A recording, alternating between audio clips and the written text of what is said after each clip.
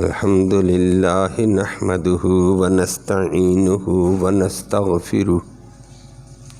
ونستغفره ونؤمن به ونتوكل عليه ونعوذ بالله من شرور أنفسنا ومن سيئات أعمالنا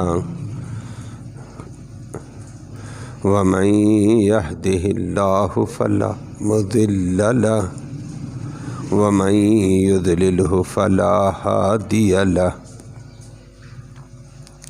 ونشهد أن لا إله إلا الله وحده لا شريك له لا مثل له ولا مثال له ولا مثيل له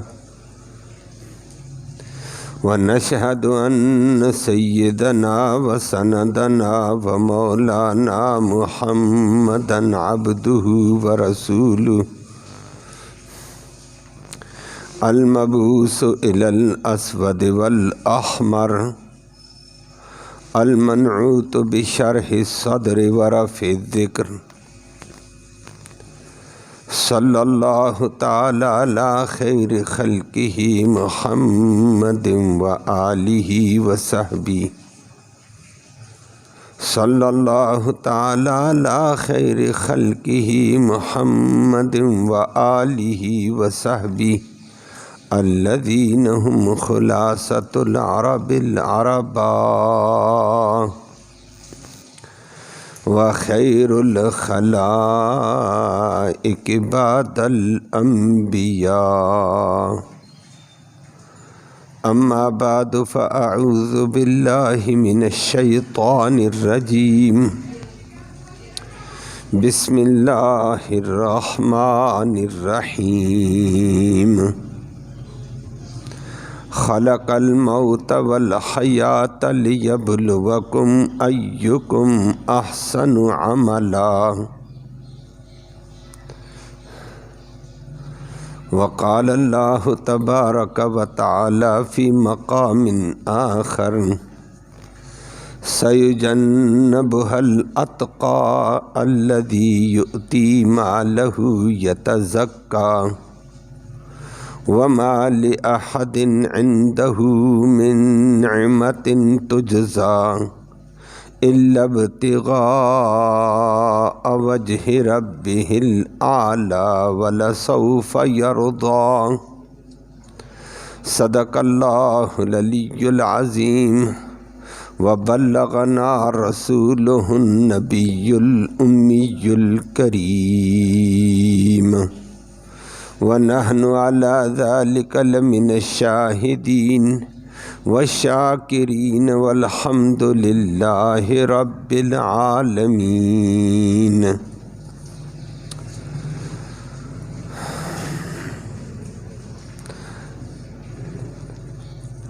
قابل صد تکریم و صد تعظیم معزز بزرگوں اور نوجوان بھائیوں،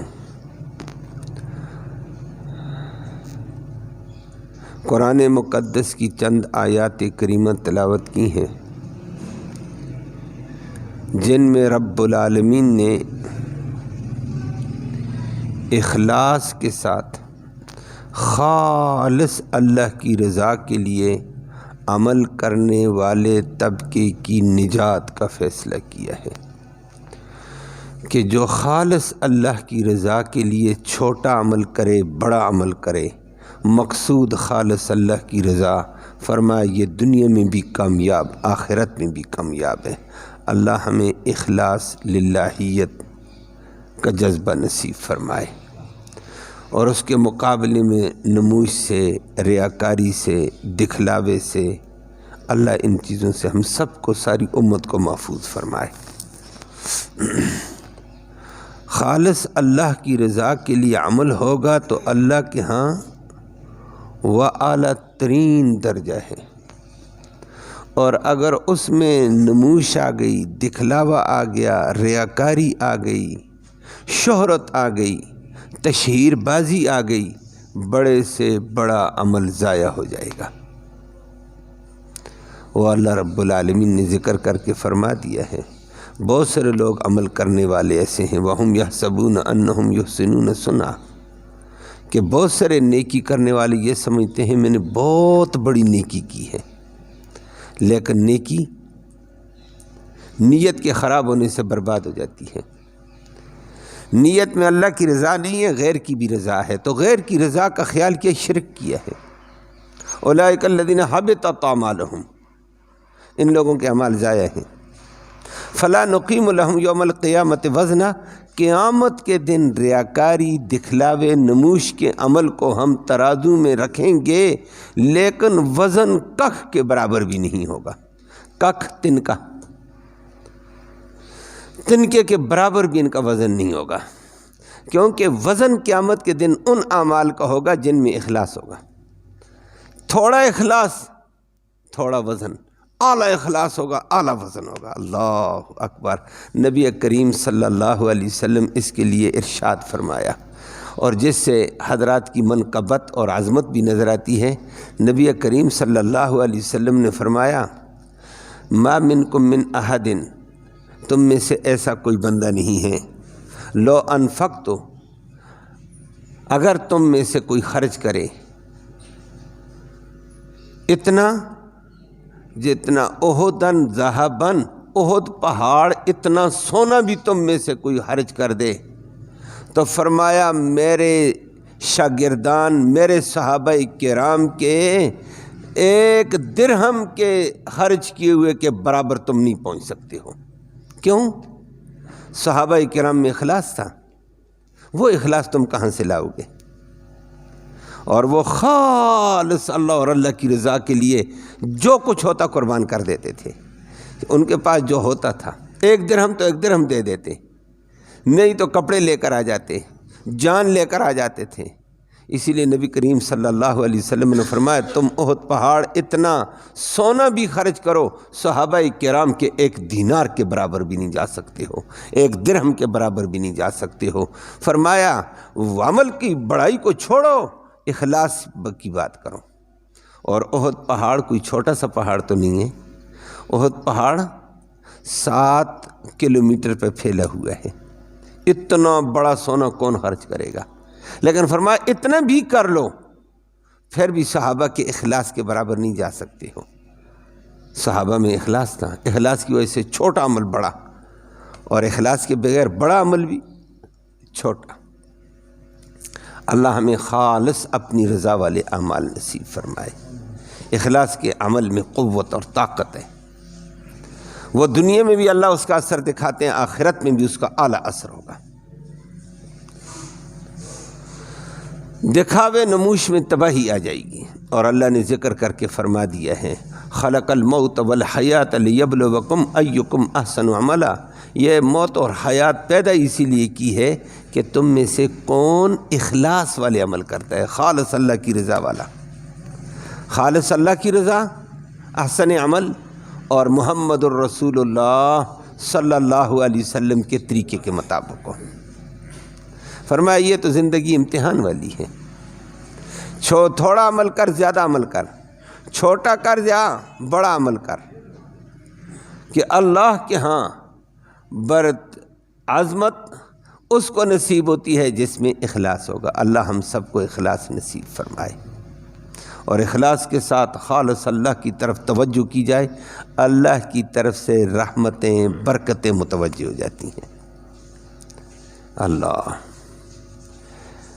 امام ابو داؤد رحمہ اللہ ایک بہت بڑے محدث، بہت بڑے عالم حدیث کے گزرے ہیں، اللہ ان کے درجات کو بلند فرمائے۔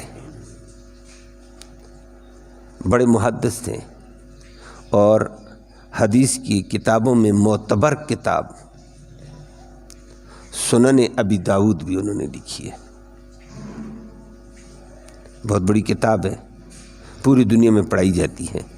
دنیا کی معتبر کتابیں جو حدیث کے اندر مانی جاتی، ان معتبر کتابوں میں سے ایک کتاب ہے، کہ چوٹی کے درجے کی 6 کتابیں ہیں حدیث کی، باقی بھی ہیں لیکن چوٹی کے درجے کی، بڑے درجے کی 6 کتابیں ہیں۔ ان میں سے الصحیح للامام البخاری، الصحیح للمسلم، الصحیح سنن ابی داؤد، امام ابو داؤد کی کتاب ہے، بہت بڑا عالم ہے، لاکھوں حدیثیں یاد تھیں، ان حدیثوں سے نچوڑ رکھ کر سنن ابو داؤد میں اس نے رکھا ہے۔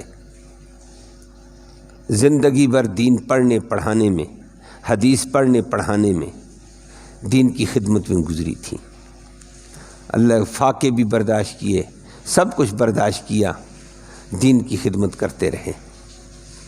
لیکن زندگی کا ایک عجیب واقعہ آتا ہے۔ امام ابو داؤد رحمہ اللہ خود نقل فرماتے ہیں کہ میں اللہ کی قدرت پر حیران ہوا ہوں۔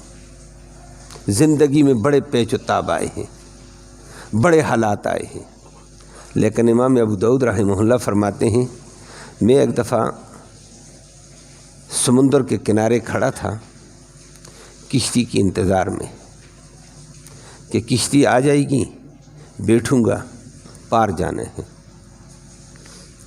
تو سمندر میں بڑا بادبانی جہاز لگا، تو وہ چھوٹی سواریوں کو چھوٹی کشتیاں اتارتی لاتی رار، پھر پار، درمیان میں آگے پیچھے چھوٹی کشتیاں دوڑتی ہیں، بڑا جہاز تو درمیان میں لگ جاتا ہے۔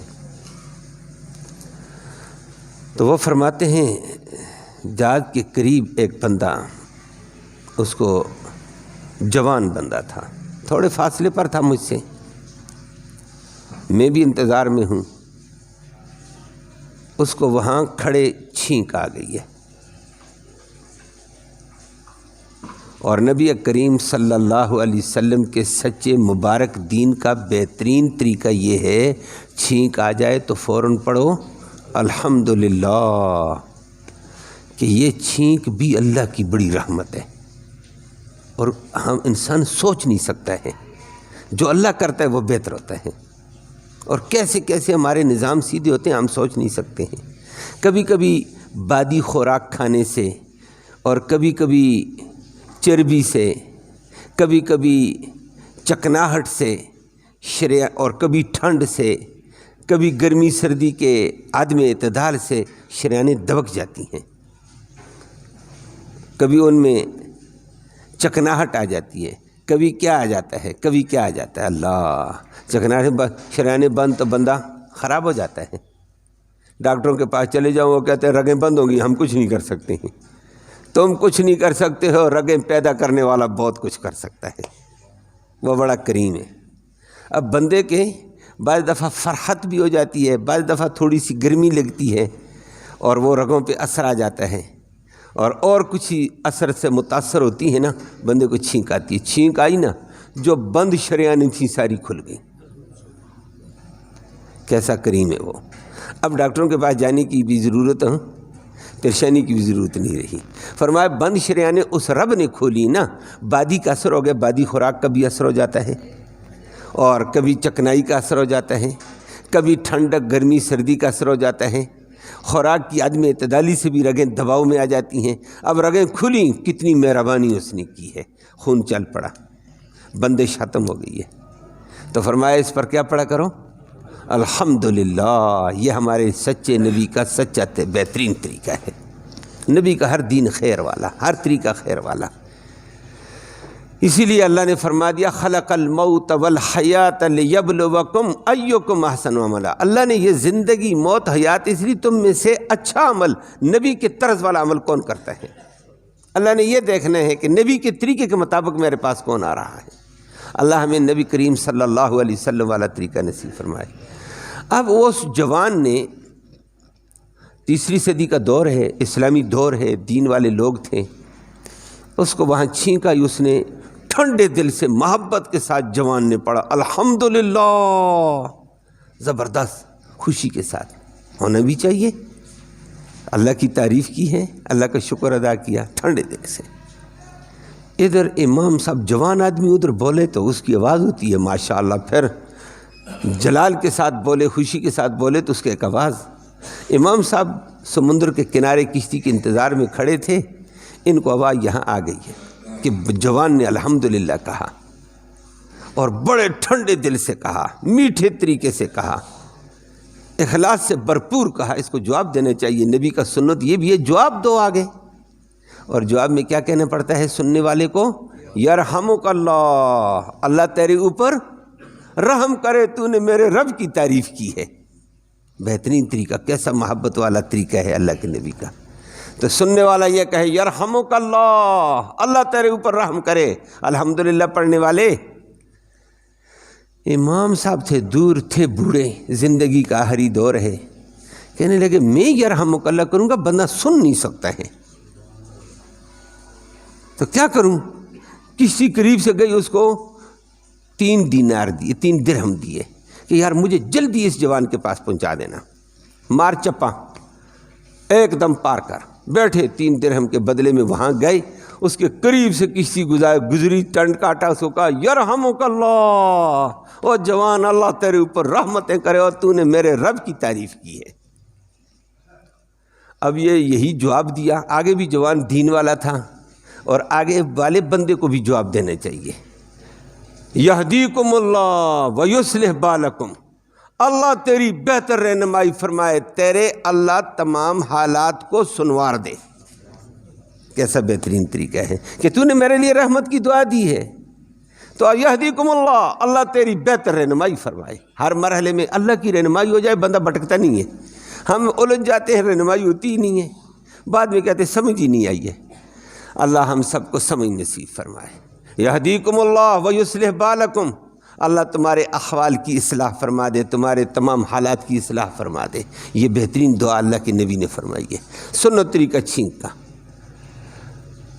تو امام ابو داؤد رحمہ اللہ نے جوان کی محبت برے لہجے میں الحمدللہ کو سنا کہ یہ تو محبت کے برے لہجے میں اخلاص کے ساتھ اس نے محبت کے ساتھ الحمدللہ کہا، مجھے بھی نبی کی سنت پورا کر کے اس کو جواب سنانا چاہیے۔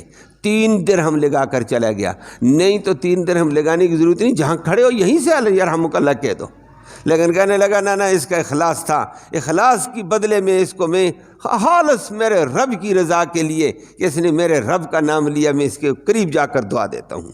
3 درہم لگائے اور یرحمک اللہ کہا، ادھر سے جواب بھی آ گیا، غیب سے آواز آئی ہے، غیب سے آواز آئی ہے۔ اس وقت فرمایا، اس وقت اللہ نے کہا ابو داؤد آج اللہ نے تیرے اس عمل کو قدر کی نگاہ سے دیکھا اور تیری اگلے پچھلے گناہ معاف کیے ہیں۔ امام ابو داؤد رو گیا، اس نے کہا زندگی بھر کیا کچھ کیا ہوگا، قبولیت کے فیصلے نہیں آئے۔ وہاں دیگر علماء بھی تھے، انہوں نے کہا ہاں۔ امام صاحب سے پوچھا، اس نے کہا 3 درہم لگائے تھے سنت پورا کرنے کے لیے، اور مقصد نہیں تھا، صرف اللہ کی رضا مقصود تھی، اور اتنا سفر کر کے وہاں تک گیا تھا، یہ صرف اللہ کی رضا کے لیے، کوئی مقصود نہیں، کوئی جوان کو جانتا نہیں، کوئی سلام دعا نہیں، کچھ بھی نہیں تھا، ریاکاری دکھلاوا نہیں تھا، صرف اللہ کی رضا کے لیے۔ لیکن اللہ نے اس چھوٹے سے عمل کو اتنا قدر کی نگاہ سے دیکھا کہ ایک دم ان کی بخشش اور قبولیت کا فیصلہ کر دیا ہے۔ اخلاص بڑی چیز ہوتی ہے۔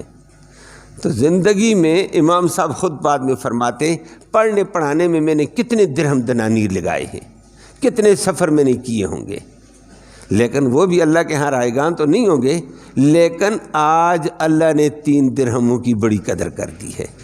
وہ صرف اللہ کی رضا کے لیے، اللہ کے خالص اللہ کی رضا کے لیے تھے۔ تو اللہ کی رضا کے لیے انسان کے ہاں چھوٹا عمل بھی ہو بہت بڑا ہو جاتا ہے، اور بڑا عمل تو بہت بڑا ہوتا ہے، ہو اخلاص کے ساتھ۔ آج امت میں اس چیز کا فقدان ہے، بے شمار ہیں اللہ والے موجود ہیں، اس میں شک کوئی نہیں ہے، تبھی تو یہ دنیا قائم ہے۔ اگر وہ اللہ والے ختم ہو جائیں یہ دنیا کا نظام ہی ختم ہے، لیکن اللہ والے آج بھی موجود ہیں، اخلاص کے ساتھ اپنے رب کی مرضیات کے تابع عوام میں، خواص میں، دونوں طبقوں میں لوگ موجود ہیں، جن کی وجہ سے یہ نظام قدرت چل رہا ہے۔ وگرنہ بعض حالات دیکھنے میں آتا ہے اللہ نظام کو لپیٹ دے ایک دم، لیکن اللہ والے موجود ہیں، اللہ ان کے تعداد میں اور اضافہ فرما دے، رحم کا معاملہ فرما دے۔ اخلاص اللہ کے ہاں قبول ہے، اور ہر عمل میں اخلاص پیدا کرو، نماز میں اخلاص، دعا میں اخلاص۔ آج ہم نے ٹوٹل پورا کرنے کی خاطر آگے بڑھتے ہیں، نہیں ٹوٹل نہیں ہے اللہ کے ساتھ۔ اللہ ہم سب کو اخلاص کی دولت نصیب فرمائے، خالص اللہ کی رضا کے لیے۔ رشتہ دار سے، جاننے والے انجان سے معاملات کرو، کیوں؟ رب راضی ہے، رب کا حکم ہے، رب راضی ہو جائے، رب کا حکم ہے، انشاءاللہ رب راضی ہو جائے گا، جگ راضی ہے، اور رب راضی نہیں تو جگ بھی جوتے مارنے پہ آ جاتا ہے۔ وہ ویسے ہماری عارضی باتیں ہو جاتی ہیں کہ جی لوگ راضی ہو جائیں، کون راضی ہوتا ہے؟ وہ آپ کے سامنے سارے احوال ہیں، آج زندہ باد ہے، کل مردباد ہو جاتے ہیں، آج ہار آ جاتے ہیں، کل جوتے آ جاتے ہیں، اللہ معاف فرمائے۔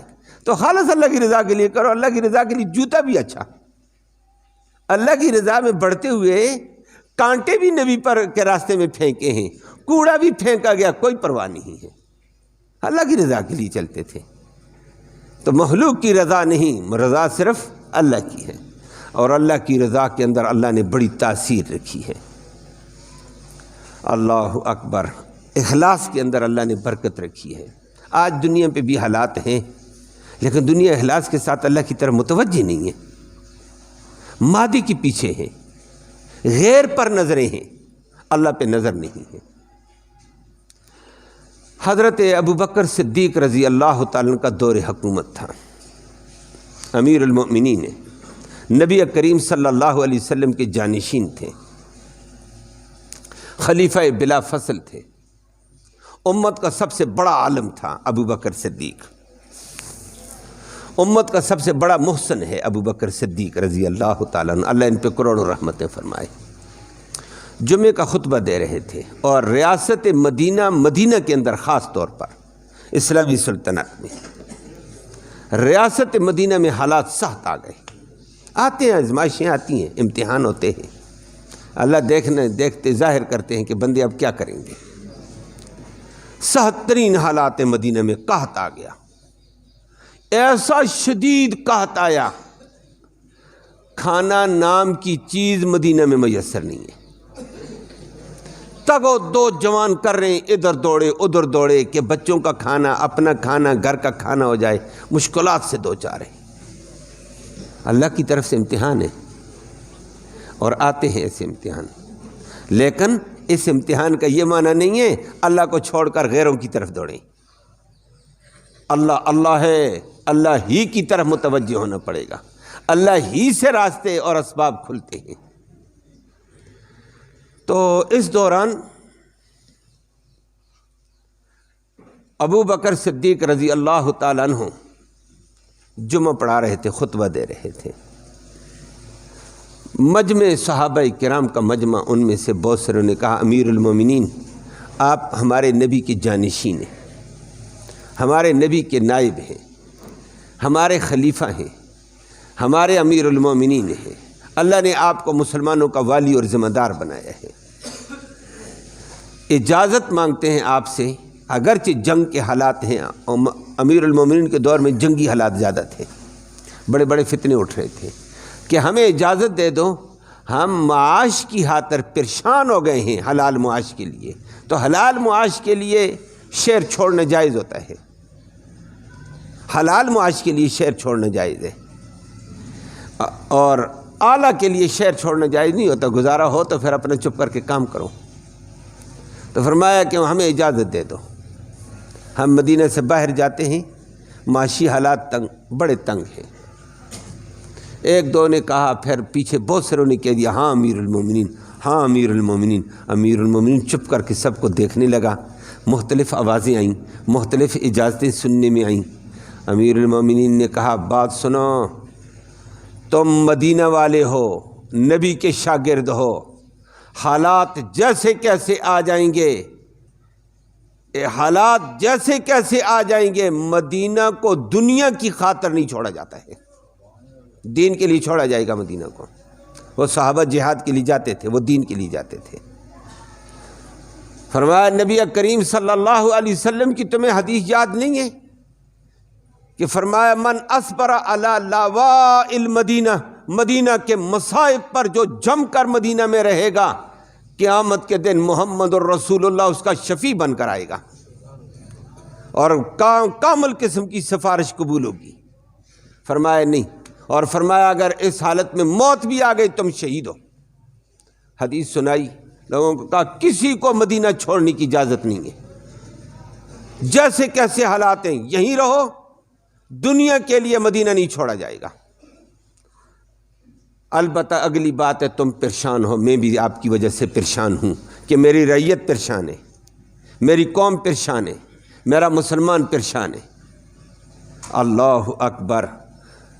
خطبہ جمعہ کے اختتام کے ساتھ ہی مجمع تھا صحابہ کا، خطیب تھا ابو بکر صدیق رضی اللہ تعالیٰ عنہ، ممبر رسول اللہ کا تھا صلی اللہ علیہ وسلم۔ ابو بکر نے تڑپ کر اخلاص سے ہاتھ اٹھائے، یا اللہ آزمائشوں کی آخری حد ہو گئی ہے، بڑے بڑے لوگ مدینہ کو چھوڑنے کی درخواستیں کرتے ہیں، اللہ غیب سے روزی کے، آسانی کے، فرحت کے فیصلے فرما دے۔ تڑپ کر دعا کرنے والا ابو بکر صدیق تھا، رو رو کر دعائیں کر کے آگے آمین کہنے والے حضرات صحابہ کرام مسجد نبوی کے نمازی تھے۔ تڑپ کر دعا کی ہے، فرمایا خالص اللہ کی رضا کے لیے اللہ کی طرف متوجہ ہو جاؤ، حالات کو چھوڑو، حکومت یہ کرے گی، فلاں یہ کرے گا، یہ حکومت کا ذمہ دار دعا کر رہا ہے، کہتا ہے میں کچھ نہیں ہوں، دنیا کچھ نہیں، سب کچھ اللہ ہے، اللہ کی طرف متوجہ ہو جاؤ، باقی میں اسلام کے تحت رہتے ہوئے تمہیں باہر نہیں جانے دوں گا، میرا حکم چلتا ہے، اسلامی مزاج کے مطابق حکم دوں گا۔ بند کر دیا سب کو، اللہ اکبر، سب بند ہو گئے، سب آمین کرنے والے تھے۔ خطبے کے ساتھ ہی 2 رکعت پڑھائی فرض، صحابہ باہر نکلے کہ بھائی ٹھیک ہے جمعہ ہو گیا، باہر نکلتے ہیں، باہر سے ایک بہت بڑا قافلہ گرد و غبار اڑتا ہوا آیا، اللہ اکبر، بڑے بڑے تاجر باہر نکلے ہیں، یہ کیا ہے؟ قافلہ آ گیا، کوئی بڑا مال آیا کہیں سے، شام سے مال آ گیا، بحرین سے مال آ گیا ہے، بڑی تگ و دو تاجروں نے کی ہے، بڑے بڑے تاجر میدان میں اتر گئے سوداگر کہ قافلے کے ساتھ ریٹ لگاتے ہیں۔ اللہ، یہ دعا کرنے والوں میں ایک عظیم صحابی عثمان بن عفان بھی بیٹھا ہوا دعا میں تھا۔ باہر نکلے، لوگ ریٹ لگا رہے ہیں، تاجر آئے ہیں، بڑا لمبا قافلہ اونٹوں کا لدا ہوا گندم کا مال آ گیا، دیگر مال آ گیا، بڑے بڑے تاجر گئے، لگاوا قیمت، ڈبل قیمت لے لو اور مال ہمارے حوالے کرو، دوسرا کہتا ہے ٹرپل قیمت لو، مال ہمارے حوالے کرو، 4 گنا بڑھا کر نفع لے لو، مال ہمارے حوالے کرو۔ آگے سے وہ انہوں نے عثمان بن عفان کی طرف دیکھا اور وہ انہوں نے کہا ہمیں اس سے زیادہ بڑا نفع مل رہا ہے، اس سے زیادہ بڑا نفع مل رہا ہے، ہمارا سودا ہو چکا ہے۔ او بھائی مدینہ میں بڑے بڑے تاجر ہیں، اس سے زیادہ بڑا نفع کون دے گا؟ 1 گنا نفع دیتے ہیں، 2 دے رہے ہیں، 3 دے رہے ہیں، 4 گنا بڑھ کر نفع دیتے ہیں، مال تمہارا 1 لاکھ کا، ہم تمہیں 5 لاکھ دے رہے ہیں، 4 لاکھ گنا بڑا نفع ہو گیا ہے، 4 گنا نفع ہو چکا ہو، اور کیا چاہتے ہو؟ اتنا نفع کون دے گا؟ دے دو۔ نے کہا نہ ہمیں اس سے بھی بڑا نفع مل رہا ہے، اس سے بھی بڑا نفع ملتا ہے۔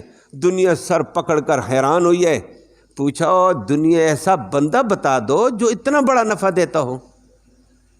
اس وقت کرتے کرتے کرتے بلاخر مجبور ہوا، بتاتا نہیں تھا، بلاخر بتانے والے نے بتایا تم کتنا زیادہ نفع دو گے؟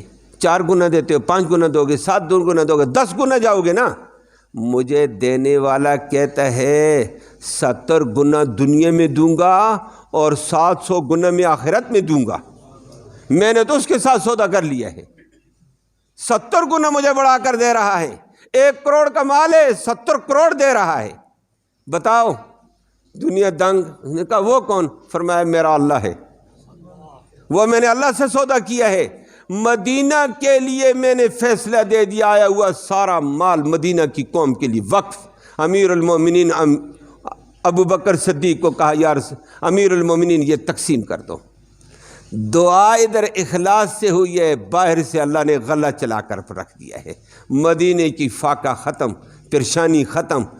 مال دینے والا عثمان بن عفان تھا، سبب وہ بنا ہے، اور دعا اصل چیز ہے، اخلاص اصل چیز ہے۔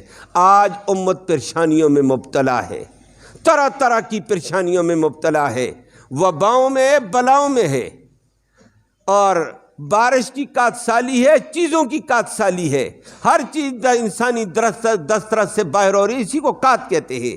طرح طرح کے، لیکن اللہ کی طرف متوجہ نہیں ہیں، باتیں کر رہے ہیں، ادھر ادھر کی کر رہے ہیں، غیر کے سہاروں پہ چل رہے ہیں، ادھر ادھر نظریں دوڑا رہے ہیں، جدھر نظر دوڑانی چاہیے ادھر نظر نہیں دوڑا رہے ہیں، یہ کمزوری ہے۔ اللہ کی طرف متوجہ ہو جاؤ، اللہ ہماری مشکلیں بھی آسان کریں گے، بیماریوں اور وباؤں سے بھی بچائیں گے، اور رحمت کی بارش بھی نصیب فرمائیں گے۔ اللہ ہم سب کو اخلاص والے اعمال